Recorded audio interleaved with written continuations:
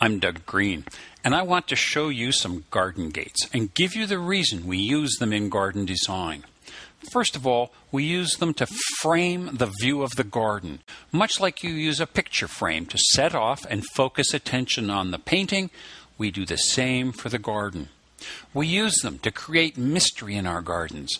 A gate says, there's something behind here you can't see. And the first question in your mind is, what's on the other side?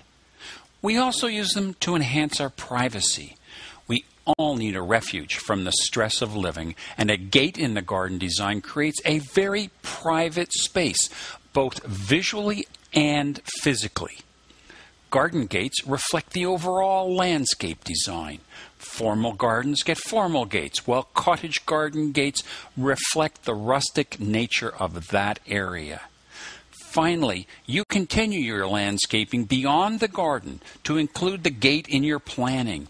For example, an open style of gate borrows the view from next door through the various holes in the gate, while a solid gate shuts off the view and focuses attention within the garden itself. I'm Doug Green from DougGreensGarden.com, and I hope this short video gives you some ideas for your very own garden gate.